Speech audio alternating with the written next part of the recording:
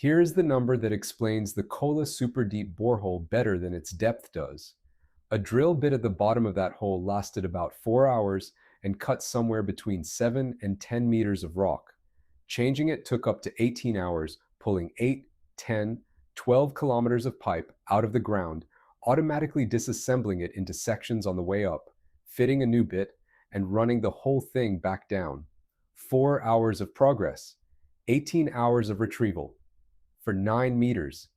That ratio is why the deepest hole ever drilled took 20 years and why it's only 12,262 meters deep, which sounds enormous until you notice that Earth's radius is 6,370 kilometers, so this represents about 0.2% of the way to the center. At the bottom, the hole is 23 centimeters across, roughly a dinner plate. And the thing I want to convince you of is that judging it by depth is the wrong measurement entirely. It wasn't a journey. It was an experiment. The first opportunity to take a prediction about what lies beneath our feet and check it against actual rock. The headline prediction turned out to be wrong. But let's build up to that because the engineering is extraordinary and almost nobody talks about it. While rockets went up, both superpowers also wanted to go down. The prize was the Mohorovičić discontinuity, the boundary between crust and mantle, and reaching it would produce the first direct samples of mantle rock in history. The Americans went first with Project Mohole, announced in 1957. Their approach was clever: drill through oceanic crust, which is far thinner, working from a ship. In 1961, off Mexico, Project Mohole drilled into the seafloor to a depth of 183 meters. Congress canceled it in 1966 over cost overruns. The Soviets went the other way, onto land, onto the oldest and most stable crust available. The Kola Peninsula sits on an ancient continental shield, billions of years old, structurally sound, and about as good a place as exists to make a hole that has to stay open for decades. Drilling started on the 24th of May, 1970. The target was around 15 kilometers. Here's the first thing that makes this hard, and it's a piece of physics rather than engineering. An ordinary drilling rig turns the entire string of pipe from the surface, so the bit at the bottom spins. That works fine at ordinary depths. Past a certain length, steel stops behaving like a rigid rod. It twists along its length, storing torsional energy like a wound spring. Turn the top and the bottom doesn't turn. Not at first, not by the same amount, and not smoothly. And the string is also hanging under its own weight, which at 12 kilometers is on the order of 1,000,000 pounds. So you have an object that is simultaneously a spring under torsion and a wire under enormous tension, and you're asking it to grind rock at the far end. It fails. The Soviet answer was the turbodrill. Don't rotate the string at all. Instead, pump drilling mud down the hollow pipe at extreme pressure, around 250 atmospheres, and use that flow to spin a turbine sitting just above the bit at the bottom of the hole. The turbine assembly was around 46 meters long. Only the last few meters of the apparatus rotated. Everything above it hung still. They also used aluminum alloy pipe rather than steel to reduce the weight the rig had to hold. That's the machine. And even with it, you're back to the arithmetic from the beginning. 4 hours of cutting, 18 hours of round trip. The second problem was the rock itself changing character. Down to about 7 kilometers, the drill passed through solid, relatively uniform Proterozoic rock. The borehole stayed clean, round, and close to the diameter of the bit. Below 7 kilometers, it entered older fractured Archean rock, gneisses and amphibolites, interbedded and much less durable. And the hole started to deform. It went oval. Caverns opened in the walls where material fell away. The clean cylindrical shaft the engineers had been maintaining became an irregular, unpredictable space. And every irregularity is somewhere a drill string can snag on the way out. Accidents became frequent. Which brings us to the worst day in the project's history, and it has an almost unbearable setup. In 1983, the drill passed 12,000 meters. This was a genuine triumph, and the Soviet Union treated it as one. Drilling was suspended for about a year while the site received scientific and celebratory visits, including delegations arriving for an International Geological Congress in Moscow. Ministers of geology from many countries were given tours. The core samples were displayed. During that year, the hole sat idle. Drilling resumed, and on the 27th of September 1984, having cut a further 9 meters to reach 12,066 meters, the drill string broke. A 5-kilometer section twisted off and stuck in the hole. 5 kilometers of pipe, plus the turbodrill, abandoned at depth, blocking the shaft completely. There is no retrieving that. The response is to abandon the branch and start a new one, deviating sideways from higher up. They restarted from 7,000 meters. They had been at 12,066. They went back to 7,000, and it took 6 years to get down to 12 kilometers again, finally reaching the record depth of 12,262 meters by the end of the decade. 6 years to recover roughly 5 kilometers they'd already drilled once. I find that genuinely difficult to sit with, and there's a detail that makes it worse. The year the hole spent idle during the celebrations may have contributed to the failure. Boreholes are not inert. Rock relaxes into them. Leaving one standing is not free. The end came from heat. Models predicted around 100 degrees Celsius at target depth. What they found at 12 kilometers was about 180, nearly double.